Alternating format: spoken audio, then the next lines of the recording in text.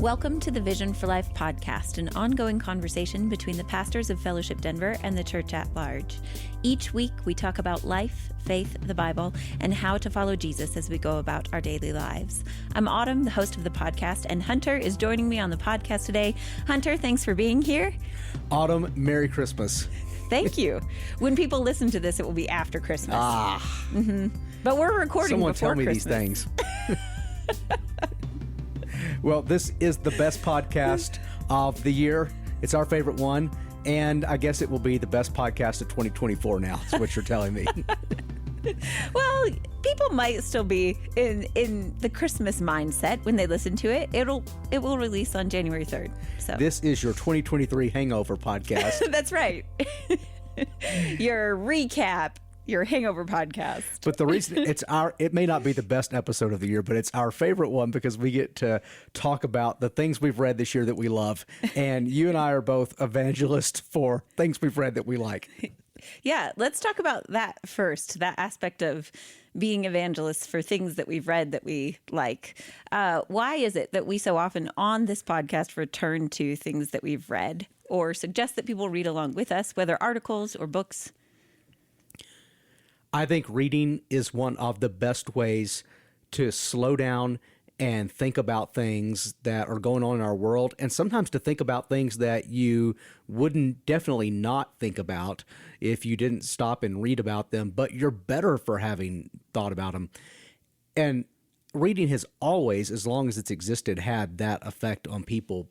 But to live in a world that we do where we are bombarded with messages and things that are clamoring for our attention as much as we are, I think reading is even more important living in a culture like we live in, because there's really no other way that I have to slow down and reflect like I do when I'm stopping to read a book. The only other thing that sits comparable for me is when I do what's sometimes called deep work, which is like sermon work or planning and thinking and praying and preparing. And for that kind of deep work, and also for the kind of attention that reading demands, I'm always just a better person as a result of it. I'm less anxious. I'm more thoughtful. My prayer life gets better. My interactions with people get better. So those are just a few reasons to read.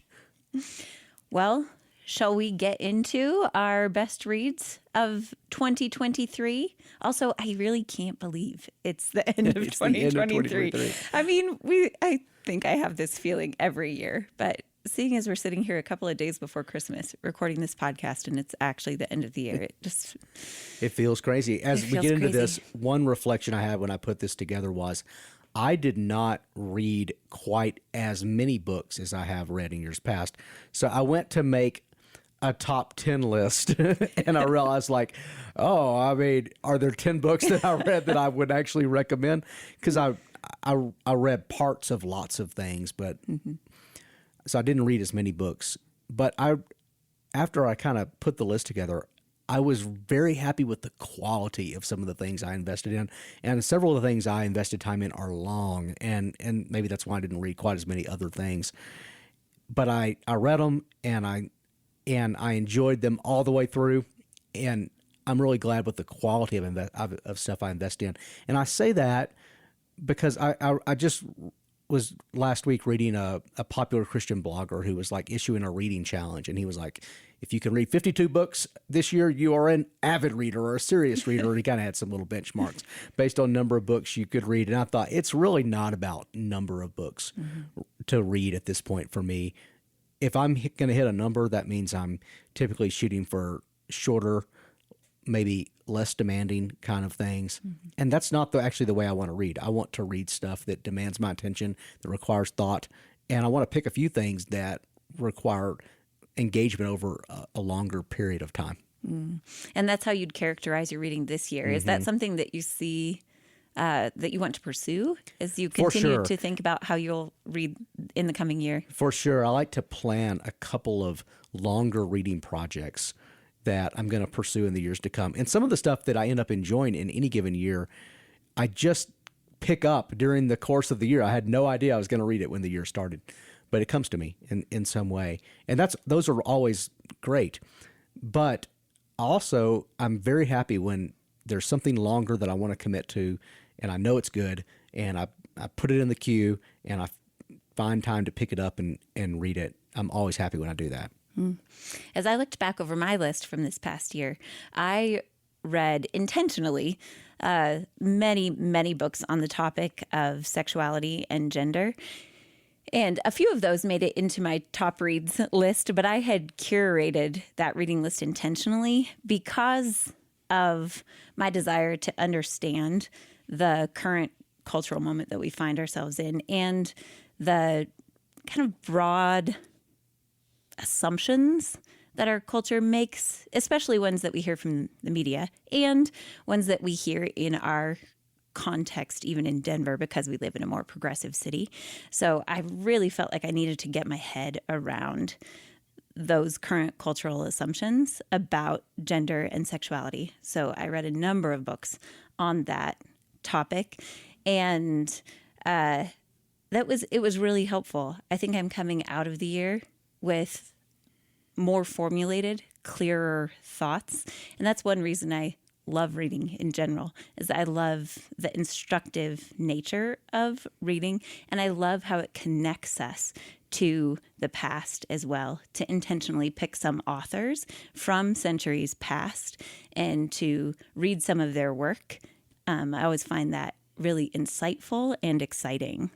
I like what you're doing there with there's a subject you want to learn and you're going to build a reading list and then go read several books or quite a few books in that category, knowing that some of them are going to be things that maybe you find one part of it helpful and you find the rest of it kind of meh, or you're going to read things that you probably know you're going to disagree with, but you need to understand that perspective. That's a great way to read. I'm making a similar list for next year on the subjects of manhood and womanhood and gender, very similar to what you've been pursuing. Some of the books you read this year are going to be on my list for next year. And I'm creating a little stack at home on my office floor. And there are some of those books that I am reading because I need to be aware of the argument. And there are some of the books that I'm reading that I'm pretty sure I will agree with some of the argument, and the rest of it I might not totally agree with. But the course of being exposed to all of those viewpoints really causes me to have to shape my own.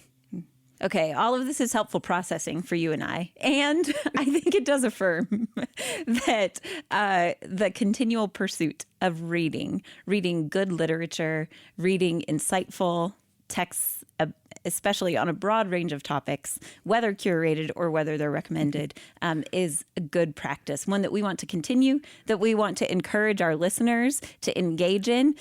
And now I think it's time for us to actually discuss these We haven't books. done what we came here to do. We should talk about the books we read last year. Let's do it. In this year's reflections on our best reads, we've divided these into categories. We did this last year too and decided to stick with it. Like you said, we think this is a great episode, so we're running with our previous categories. And we're beginning with the category of spiritual life. And the first book that we're going to mention actually made it onto both of our lists. We both listed this book as one of our best reads of the year. So why don't you kick us off by talking about this first book, Hunter? I read nothing this year that would be in the category of devotional literature. I can't remember anything I read this year in except like my normal reading I do around the Psalms. I'm always reading books about the Psalms. So this one is my best spiritual life read, but it may feel a little different than what readers imagine this category is. And it was the book Tim Keller. That's the title, Tim Keller, subtitle, His Spiritual and Intellectual Formation. This was written by Colin Hansen. It came out in February, and Tim Keller passed away in May of this year. This book is not a biography, like a full-scale biography, although it is biographical. It tells some of the story of Tim Keller's life and ministry, but with a pretty specific focus on the teachers and the authors and the theologians and the other pastors and Christian leaders who shaped his own thinking. We put this in the category of spiritual life. What about this book makes you think that it should exist in that category? Well, you get a sense of his devotional practices in this book. You get a sense of formative moments spiritually in his own life and the teachers who helped him navigate those.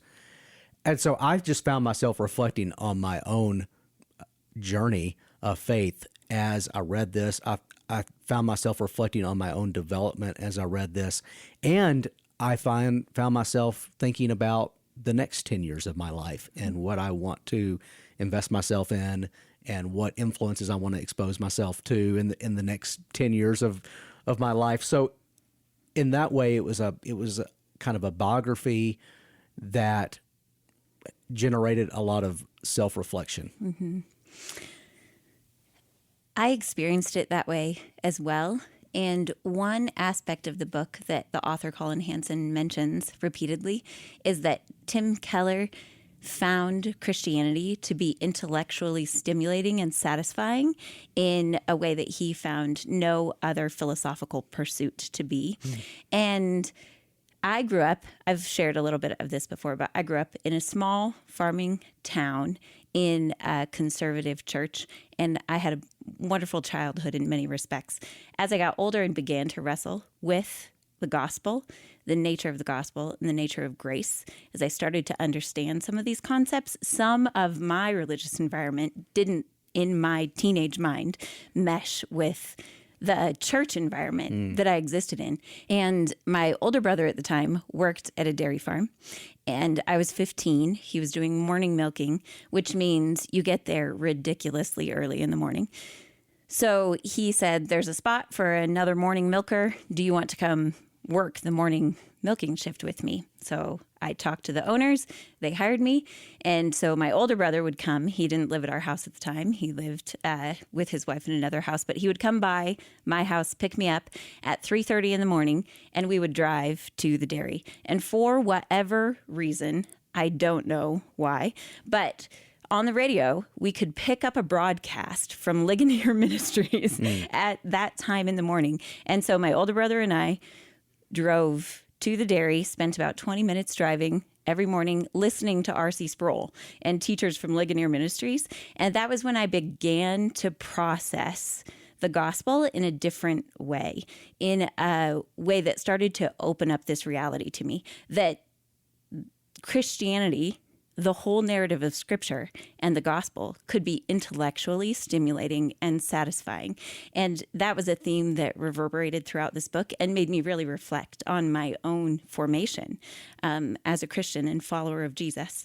But I have a question for you, H. You said that this book also made you think about what you hope to see happen in maybe the next 10 years of ministry. So what's something you're thinking about or praying for that this book really made you grapple with?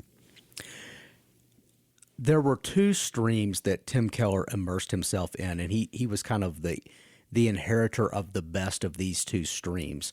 One was what we might call the American evangelical tradition, which that is a broadly orthodox, meaning it's not particular to like one denomination or even one theological tradition, but it's orthodox. It's committed to the authority of Scripture and the historic Christian faith. It's broadly orthodox, and Tim Keller was a learner from that whole American evangelical tradition, the best of it, and that tradition produced some monumental thinkers in the middle 1900s on.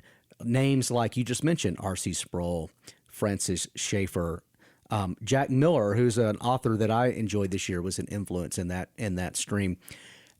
I was so impressed with the richness of the mid-century American evangelical tradition. In a way, I'm not impressed with it today. I don't think it's nearly as rich, and it's not producing nearly as many good theologians and thinkers. Tim Keller learned from all of those. The second stream was the Reformed tradition, that is the tradition that comes out of the Protestant Reformation and is particularly expressed in Lutheranism and in Calvinism. Lutheranism was a movement in Germany. Calvinism was a movement in Switzerland and then in England and Scotland. And Tim Keller learned from the best of the Calvinist tradition as well. It also had a big influence in Dutch society, and he is reformed in his own commitments, theological commitments. And the book actually narrates how he came to that conviction, and so it shows how his genius was. He learned from all of these traditions, but he read so broadly and so widely, even though he majored in a few authors too. He read so broadly and so widely that he was able to synthesize them in a way that sounded fresh and unique. Like the synthesis was where his genius was. Okay, so what does that mean for me?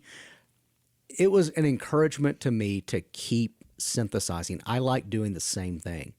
And I'm not going to probably ever be able to do it as well as Tim Keller did it, or to do it quite as broadly as he did it, to read quite as widely. I'm just not as gifted as he was. But it encouraged me to keep doing the same thing and to keep reading in those traditions. One of the great discoveries that I've enjoyed this year was how many good mid-century evangelical voices there were from the middle 1900s.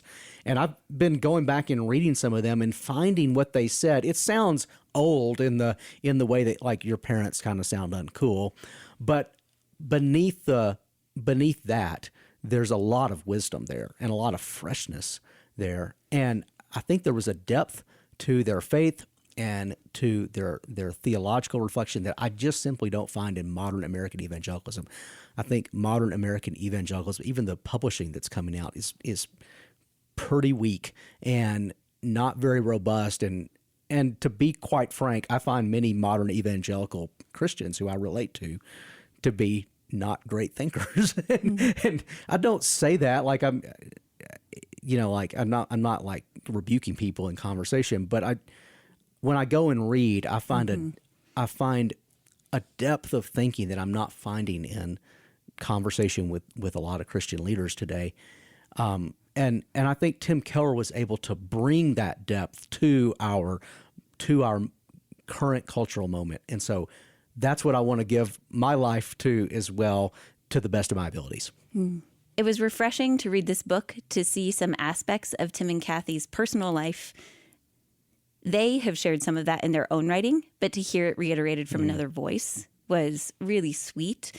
And to see how Keller was formed and shaped as a Christian, as a pastor, as a preacher, as a learner, and how he came to have the impact that he had through his ministry and through his writing was so encouraging, because it reminded me that this is, even though he had a voice that will reverberate, I think, for a long time in Christianity, and was so invitational to people both in the church and outside the church, that made his work and his perspective really unique and will be something we can rely on and return to over and over for years.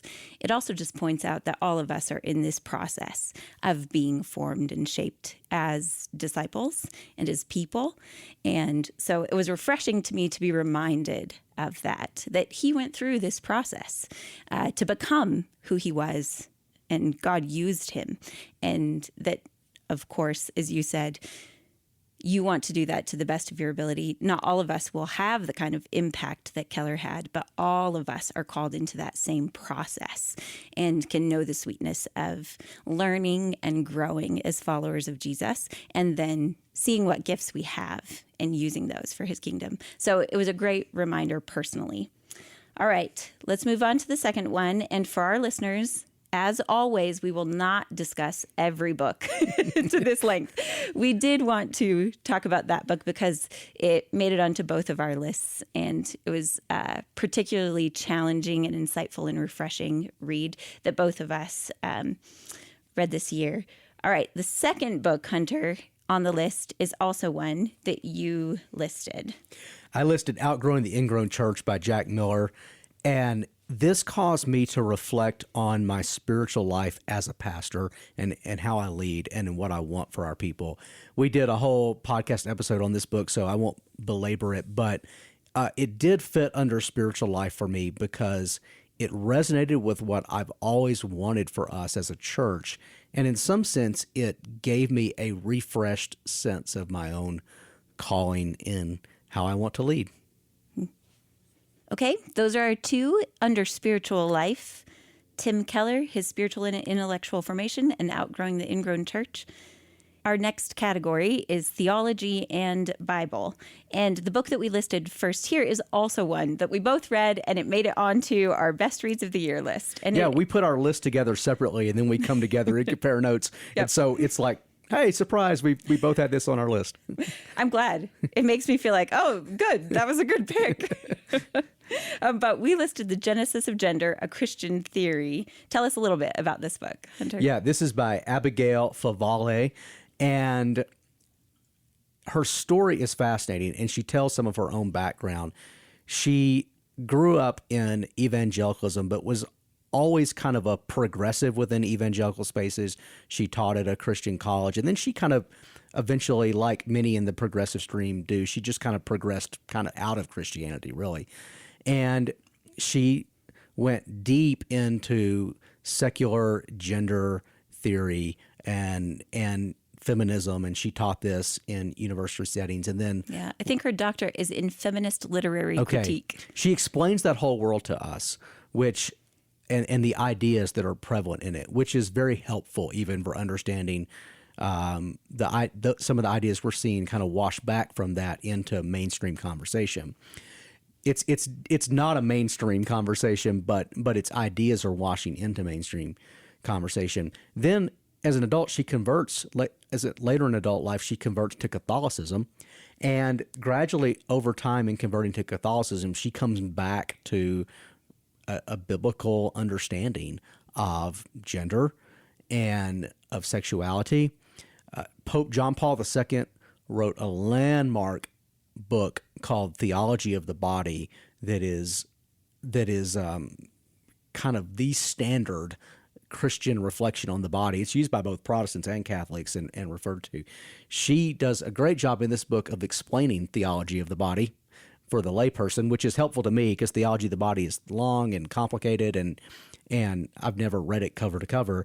So she helped me to understand Pope John Paul II's arguments there, and she's essentially arguing for a Christian understanding of gender and of sexuality, but she's doing it in a way that is very cognizant of the counter arguments because she used to hold those counter arguments. So in all of these ways, I found it just helpful to me in my own development. It's not a super long book either. She's doing this in a fairly short space, and as I mentioned, she tells some of her own story. So it has a flow to it that is, I think, any reader would find accessible. Yeah, I agree. I found her treatment of the current moment, the current critical gender theory, very helpful because she is able to speak to it with an inside knowledge, having studied and taught critical gender theory and feminism at the university level. I also thought that her explanation of complementarity in the book, male and female difference, male and female sexual difference, and it covers both, not just sexual difference, but differences in our biological makeup. So she talks about male and female sameness and male and female difference in terms that rely on a biblical theology developed from Scripture and from theology of the body that you just explained, Hunter, in a way that really brought it to life for me and brought out some aspects of complementarity in our design that I hadn't really considered before. So I appreciated that particular insight from the book.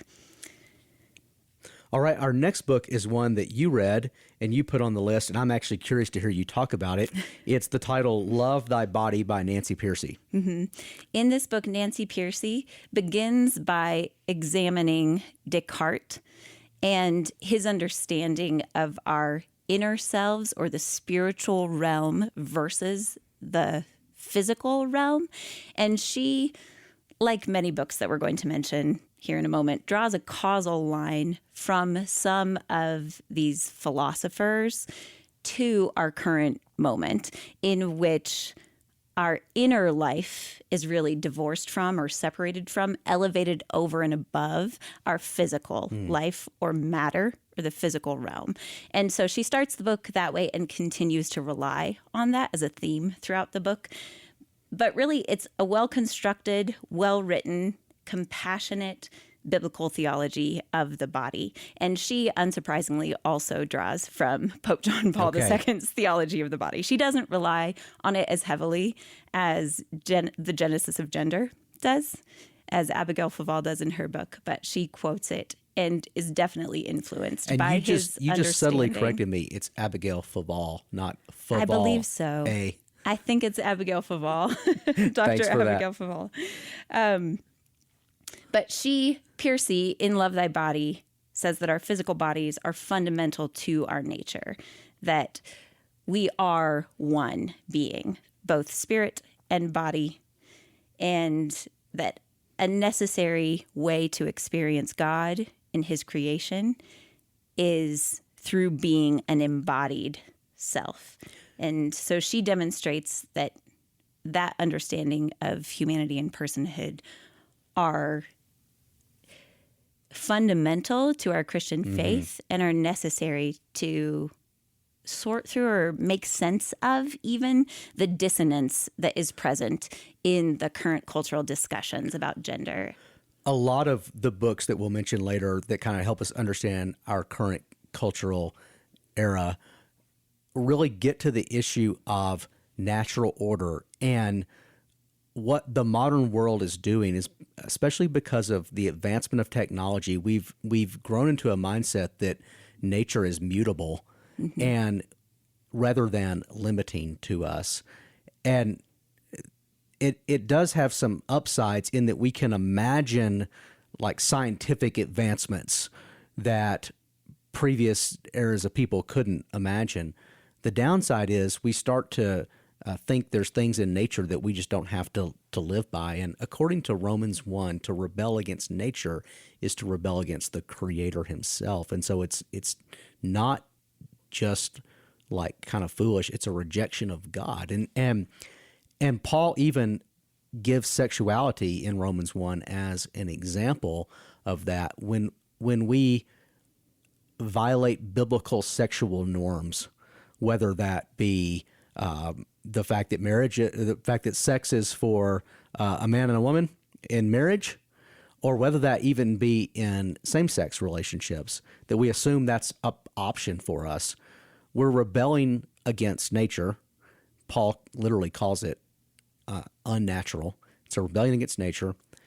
But that rebellion against nature is a rebellion against the Creator who made nature this way. So it's a rejection of God's authority to be God. And we experience, as a result, all kinds of just fragmentation and disorder as a result of that, because when we rebel against God, we do not flourish. And a lot of what we read this year is grappling with that. And this is one of the critical discipleship issues, maybe the critical discipleship issue that we have to help people come to terms with. Within that explanation, what you just offered, in both of these books, The Genesis of Gender and Love Thy Body, one of the central aspects that they unpack is that our bodies are a necessary and good limitation. And the current gender theory sees our bodies instead as a limitation to be overcome. And within that fragmented understanding of self, then the body is actually separate from the inner life or the spiritual life, as it were. And it can be dominated or rejected, or it becomes malleable. And so thanks for that explanation, Peter. They both said it within that framework. We imagine that we have choices that are beyond what our body would suggest that our choices can be. And we're actually, when we choose something that is contrary to nature, we are at the same time choosing rebellion against God. We're choosing rebellion against God, and it actually leads to disintegration. There is no possibility to live in an integrated, interconnected way within God's designed order if we reject that. Yeah. Those are the two that we listed in Theology and Bible. And our next category is Biography and History. And you have a couple of books here. Well, why am I the only one that's adding books to the biography and history category? I think next year you've got to step it up. I do. And so I already have one on my list for this good. year. I was going to ask you to make a commitment right now today. Yeah, there's an Elizabeth Elliot biography by Lucy Austin. Okay, good. I'll hold you to that. I heard that's good. That's on my list. And I was going to try to read it in 2023, but I just didn't. Well, I'm going to hold you to that. I've heard that's good. Maybe I'll add it to my list as well. I put 2 books here. The first one is another biography of Winston Churchill. Yet another one. I'm always reading about Winston Churchill. I visited the Winston Churchill war rooms. My dad very graciously hired a private guide to take our family through the Winston Churchill war rooms. So we got about a 3-hour Winston Churchill immersion from a very gifted lady who was a historian of Churchill. And I was reading this book as I was on that trip, although this book covers a period of time different from World War II. So this book is The Last Lion, and it's the first of a 3-volume biography of Winston Churchill written by William Manchester. This is probably one of the most popular biographies of Churchill in English. Some historians will say he takes some liberties in some of the history or some of the particular details. Maybe later research has said maybe those aren't quite exactly how it happened. Andrew Roberts wrote a 1-volume biography of Churchill I read a couple of years ago that differs in a couple of just the historical dimensions that aren't maybe they don't totally distort the story, but he has different understandings of what actually happened. Anyway, this book by William Manchester, though, is a fantastic read. It's so well written.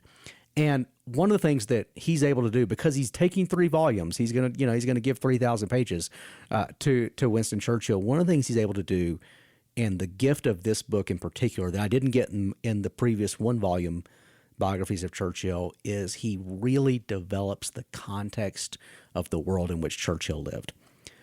For example, there's the first chapter of this book doesn't even talk about Winston Churchill. It just describes late Victorian English culture and life and how they thought about the world and how they imagined the world and the British Empire, which it turns out was nearing its end, although they didn't know that at the time. and it just describes their whole thought process. That chapter alone is worth reading.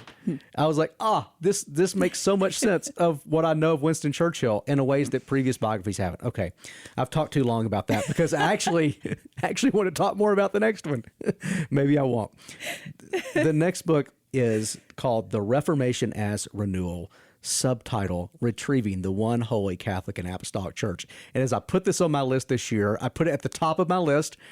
I thought, of everything I'm going to mention, this is the one book that probably no one that listens to this is going to want to read, and that I wish everyone would read. For a few reasons. This falls into that category of a book that's an investment. It's right? an investment. It's 1,000 pages long, although it's so well written that it moves quickly. Like, I read 20 pages at lunch yesterday. I was just eating a tuna sandwich and covered 20 pages, you know? It moves quickly. It's very well written. It also doesn't feel urgent. Like, with all the things that are pressing in on us, like all the stuff that we just talked about with all the pressures of modern culture and all the weird stuff we're coming up with, you don't feel like you really need to figure out what happened with the Reformation, with the Protestant Reformation. That's not like an urgent pressing problem, right? And yet what he's doing is giving you basically a 1,600-year history of the first 16 centuries of Christianity. And he's describing the major movements and he's synthesizing them in a way that I'd never had before. So when I read this, I thought, I wish that I had this book 20 years ago when I was first starting to really learn, or 25 years ago when I was first really starting to learn church history. This would have helped me so much. It's filling in so many blanks that I thought, I never understood that. He makes an argument, and I was already familiar with this argument and already agreed with his argument. And he makes the argument in the first chapter. And I read the first chapter and was like, yeah, I know that. I agree with that. I know that. I agree with that. And the argument is that the Protestant reformers, like Martin Luther and then those who came after him, like John Calvin, They did not see themselves as starting something new. They saw themselves as retrieving something that was old. They claimed that what they were doing was consistent with the Bible, but also with the early church fathers and how they understood the scriptures. And they quoted the early church fathers a lot. And I did my master's dissertation on John Calvin's theology of the Lord's Supper, and so I had to read a lot of his writings. And he's constantly writing defenses against what were Roman Catholic arguments against him. And he was like, no.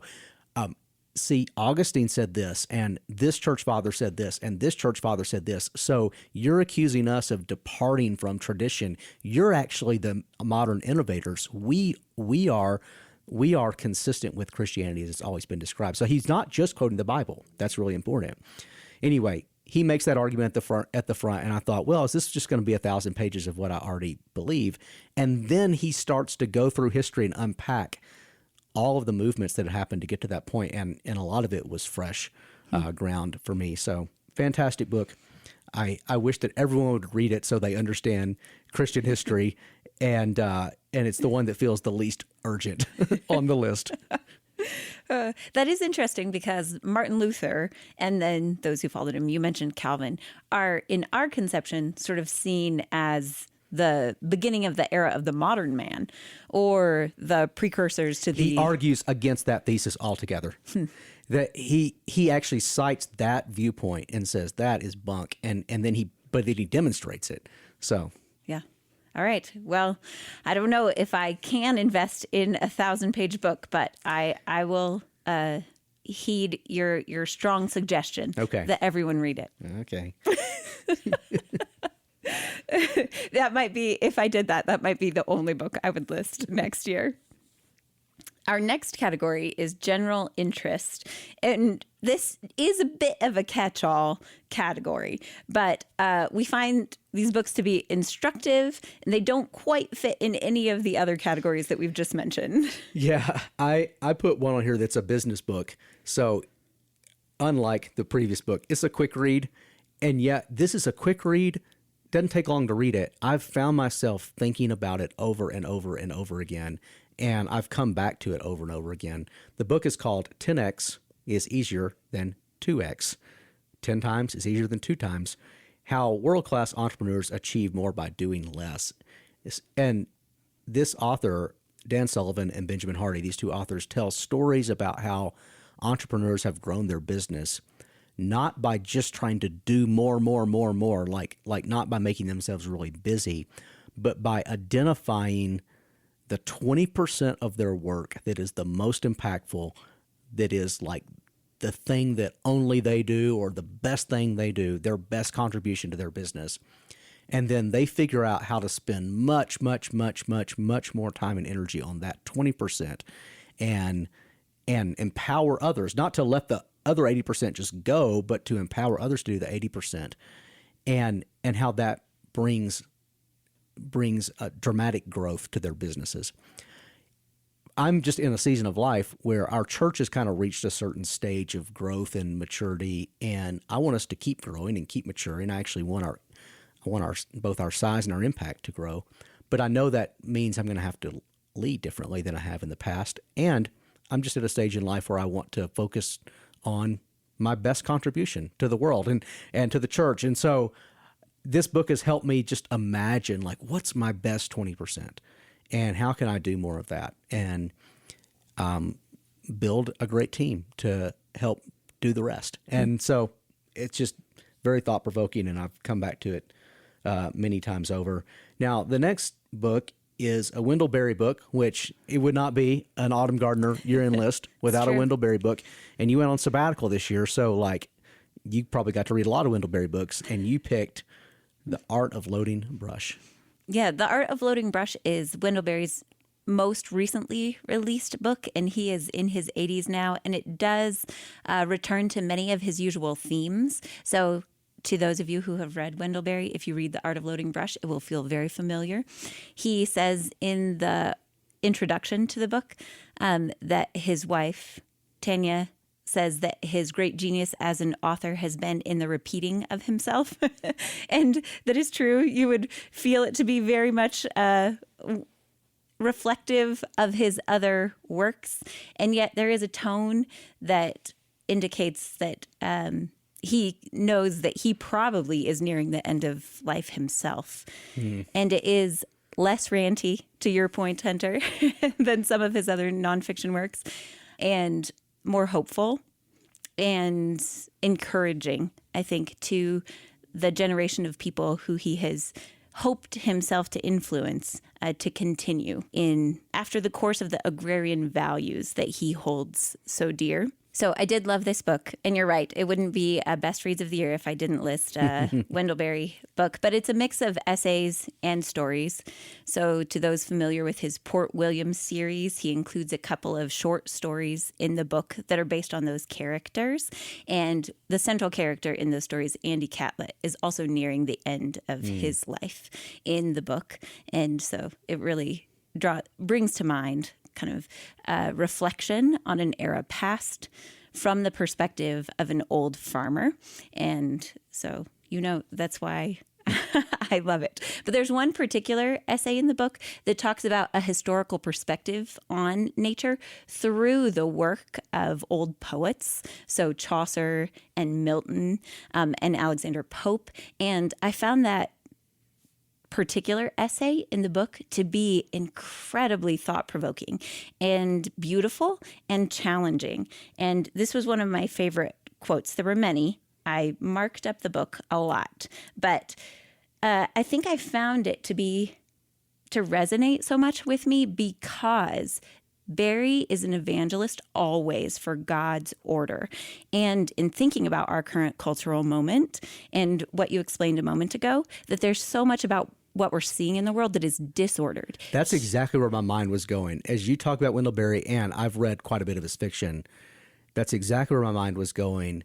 He causes us to think about how nature should inform how we live, yes, rather than just be something we can manipulate to do with whatever we want to. Mm-hmm. Absolutely. So this was the quote that I loved and have returned to.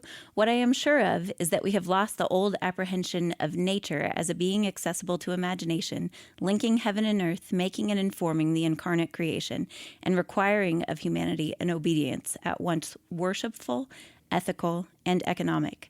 Her stern instruction never disproved that we humans have a rightful but responsible place in the order of things has disappeared and has been absent a long time from our working consciousness and our formal schooling.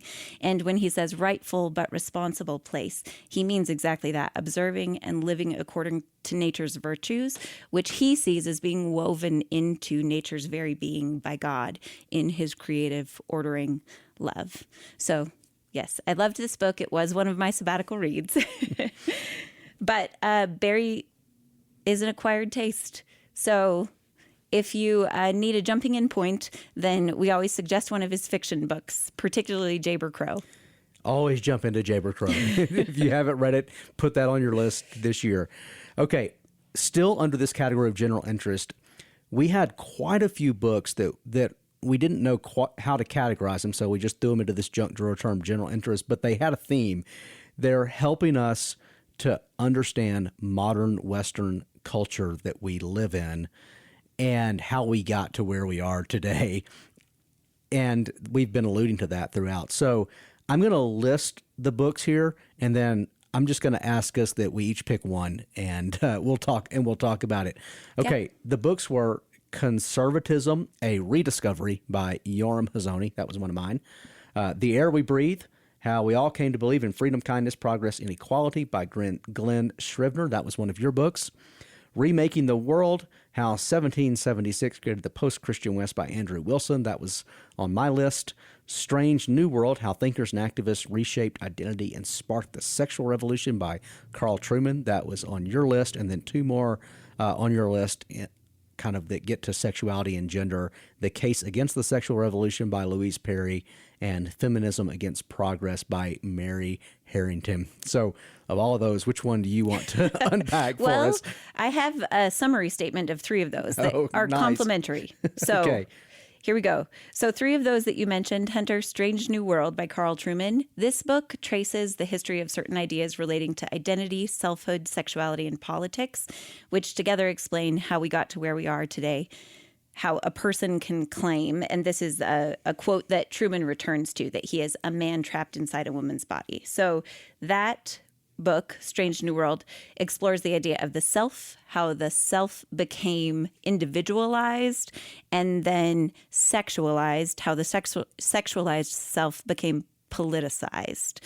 And so that's that book. The other that is complementary to it, that is sort of doing the same thing, but with a different theme, Remaking the World, one you mentioned, looks at a number of geographical, technological, and ideological streams that are traceable to the year 1776 and have combined to produce the modern West. It's broader in scope and frames the big picture. And then the other book that I mentioned, The Air We Breathe, focuses on the moral values that linger powerfully in the West, but are orphaned from Christianity, which gave birth to them. And these 3 authors in different ways are tracing a similar history and a similar era of history in examining how we got to the current moment in which we live.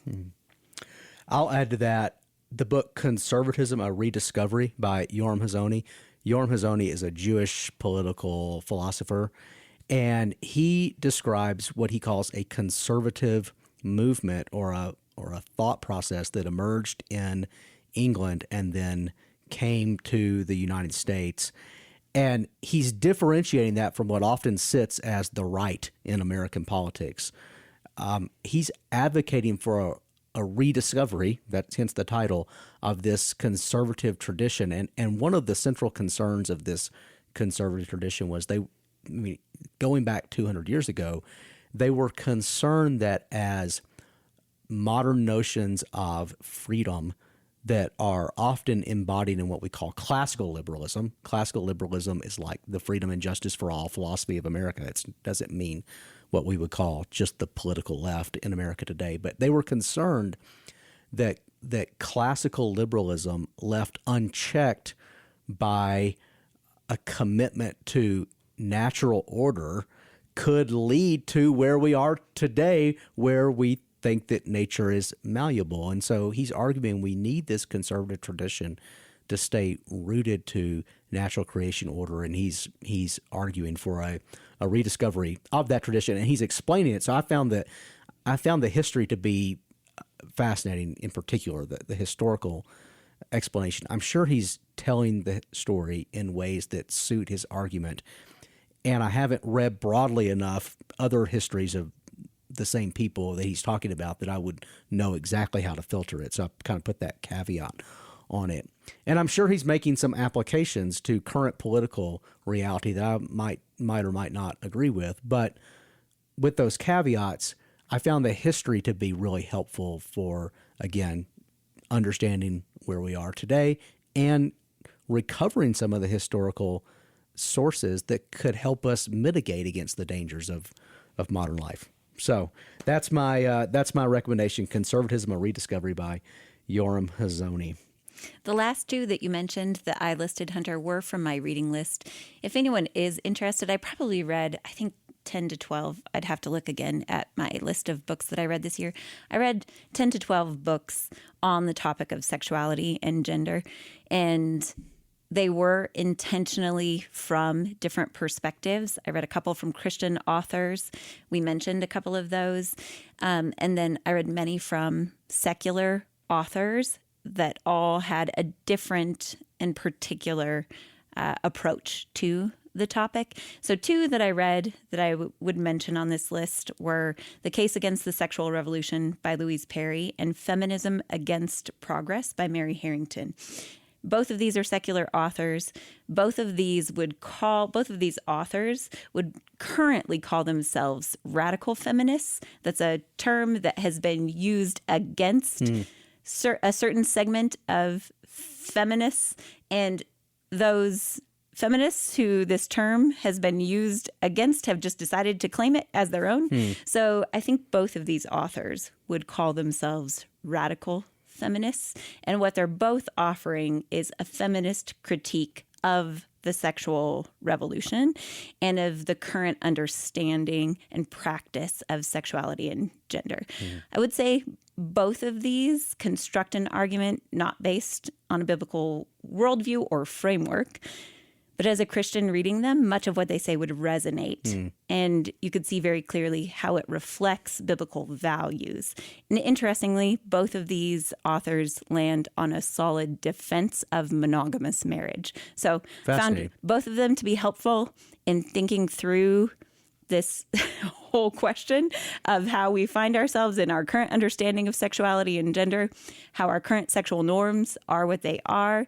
And so they were interesting, helpful reads in understanding that. Well, thanks for explaining that. And one of the themes I'm noticing as you explain that is good critiques of modern life and modern philosophy are coming from within the Christian tradition and coming from outside the Christian tradition, but by those who appreciate classical virtues and classical ways of understanding humanity. And I think there's a lot of common cause now being made between those two camps and conversation. I'm seeing that happen. So I find it fascinating that you read these two books and saw them making some of the same arguments that you might see like a Carl Trueman making, who's writing from a explicitly Christian worldview. Okay, our last category is fiction and literature, and you always give us some children's books to read, some children's literature, which I think is helpful, and then we'll end by sharing a few of our fiction or lit favorites. Yes, yeah, I listed 3 wonderful books in the children's literature category. It's really tough to pick a picture book. There are so many. There's so many really good children's books that are just dear and that I love reading to my kids and sharing with others. But the one I selected as far as a picture book this year is called A Little More Beautiful, The Story of a Garden. Shocking. Anyone who has listened to our podcast or knows me knows that I will take any chance to talk about farming and gardening. So this is a book by Sarah Mackenzie, illustrated by Breezy Brookshire, and it's a charming story about an old woman named Lou Alice who is determined to leave every day a little more beautiful than she found it. Breezy Brookshire has to be a pen name. I don't know. She's young, so Breezy is probably actually her name. She appears to be like maybe, 22 in her photo. Breezy, you're destined for children's books. Yes, she found her calling. But the story invites its readers to notice the world around them, to notice the contribution of others, and to ask how we also can do what Lou Alice did and add beauty to our world. The second recommendation that I would make in children's lit is called Hotel Oscar Mike Echo. That spells home in the military phonetic alphabet. That's why it's called that. So think Alpha, Bravo, Charlie, Delta, Echo, etc. So Hotel Oscar Mike Echo. And it's a story written from the perspective of an 11-year-old girl. And it addresses some really hard issues, including poverty, homelessness, PTSD, single parenting, bullying. But it takes them on in a really tender, poignant way without shying away from the difficulty that this girl is actually experiencing, but showing her true love in unexpected places. It's a really sweet book. It is written as a middle grade novel. I would recommend it for anyone who's upper elementary or older. It would also be a great read aloud as a family. And then lastly, I listed The Lost Tales of Sir Galahad. This is just a fun compilation of stories. The idea for the book is that there was a treasure trove of secret documents that had previously been lost that detailed the exploits of Sir Galahad while he was wandering in the forest before he received his quest from God to search for the Holy Grail. I didn't even know who Sir Galahad was until 10 seconds ago. Well, Jesse is side-eyeing you right now. I can be remarkably culturally dumb. He's Lancelot's son. Oh, good deal. Yeah. Anyway, it's a fun, beautiful book. Everything about it, the illustrations, the binding are beautiful, and it's a really fun read. It's contributed to by multiple authors, so each chapter is just a short story that's one of Sir Galahad's exploits or wanderings. And this brings us to our final few entries in the fiction and literature category. I read a novel at the very beginning of the year that was one of my favorite reads of the year, The Portrait of a Lady by Henry James, and it was written in 1881, I believe, and it tells the story of a young American woman traveling abroad who imagines herself like this free spirit, and yet she becomes more and more manipulated and trapped. And it explores how what we think freedom is or what we think self-expression is can often be a little bit naive. And she's a memorable heroine, Isabel Archer. She's a fantastic character in literature. I also read a whole book that analyzes this book and sets Henry James in his historical context. So that was probably my favorite novel of the year. I also finished off Marcel Proust's 7-volume novel, In Search of Lost Time, and the last volume is called Finding Time Again, and it was one of my favorites of the 7 volumes. He's writing after World War I. He knows he's getting ready to die. He's meditating on how his life is going to matter, and he ultimately thinks it's by writing his memories down and his memories continuing on that he's going to matter. And I found it kind of sad because he doesn't have anything deeper than that to root his identity in, to root his personhood in. And it made me long for the truth of the gospel, which is that the only way to find time again, to find lost time, is for Jesus to return and make all things new, and for lost time to be found in him. So it made me sad for Marcel Proust, but it was a fantastic book. It was kind of like reading Ecclesiastes and feeling sad. We want to issue a content warning. Yeah, I probably should put a content warning. Thanks. I should put a content warning on Marcel Proust. If you dive into his work, from volumes 4 on, there are very prevalent sexual themes. He particularly explores. It's not graphic. He's not graphically describing sex, but he is describing the sexual degradation of French society. There's a lot of themes about homosexuality as well. And I think volume 4 is called Sodom and Gomorrah, and that's where things kind of start to go downhill. And so you should just know that's a big theme in his work. It was known in his day, and it was later discovered after he died that Proust himself was involved in homosexual relationships. What's fascinating is he's not writing this like a modern person would. He's not writing it in a way that glamorizes it or that says, like, this is who you are, you need to express it. Rather, all of his characters that are engaged in sexual deviance, including same-sex relationships, they all like deteriorate as a result of this. And so I find it to still express the worldview of Christendom. And perhaps, I'm speculating here, but perhaps Marcel Proust was speculating on how his own involvement in homosexuality had impacted him, and he was experiencing degradation too as a result. So there's a sadness that prevails as he describes kind of the sexual deviance that was happening in French society at the time as they moved further and further away from kind of their historic Catholic roots. So anyway, content warning to our readers. You could actually read the first 2 or 3 volumes of Proust, which are set when the character is a young boy, and not encounter those themes, and still I think enjoy reading them. What will we do next year? Are you going to start over so that you can mention so. Marcel Proust again? Maybe so. There's passages of his sections that I would love to go back and read again. Yeah. All right. Well, I think that brings us to our last entry, and it's one of mine, and I really loved this book this year. It's called A Year in Provence. It's by British author Peter Mayle, and it was just delightful. A friend had given me a copy. I read it on sabbatical, and initially I picked up the paper copy, and then one day I was going to go work in the garden. There it is again.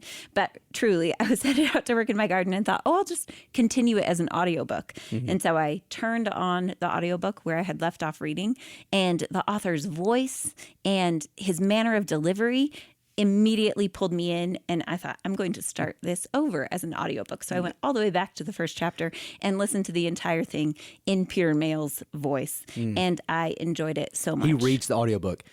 You told me about this book 2 days ago, and we share an Audible account. So I pulled it up on the Audible account, downloaded it. It's not a long audiobook. I've listened to about an hour of it, and I will just confirm it's fantastic. And then I ordered 2 copies of it, of the print, one for me, one for my mom, and I'm going to give it to my mom in her Christmas stocking. And I can say that on this podcast because, as you've already told us, it's not going to publish till after Christmas. It definitely was the thing that I enjoyed reading the most this year. Basically, it's the story of he and his wife. They were involved in corporate life, corporate world, and work, and decided to take the leap to move to a small town in southern France.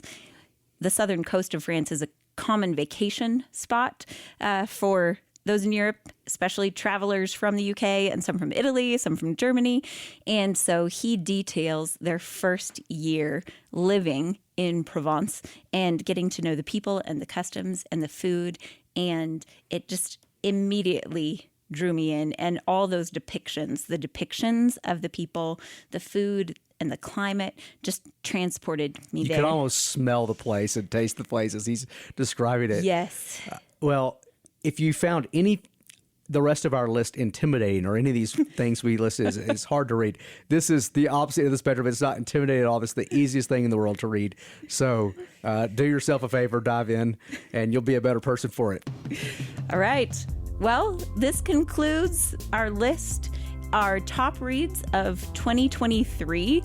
And we would love to know, what were your top reads of 2023? I mentioned a book, the Elizabeth Elliot biography, that's on my list for 2024. I have a couple of books already on my list that listeners to the Vision for Life podcast have sent me and said they're books that they just really love. So I'm excited to read those in the same vein, probably half of the books that make it onto my list were recommended by someone. And so I found out about them because someone said you should read this. Yeah, definitely. So if you have a book like that or book recommendations for us, send those along with questions and suggestions anytime to podcast@fellowshipdenver.org. Thanks for joining us on the Vision for Life podcast. Special thanks to Adam Englund for our theme music, to Jesse Cowan, our producer, and to Judd Connell, who provides transcription for these episodes.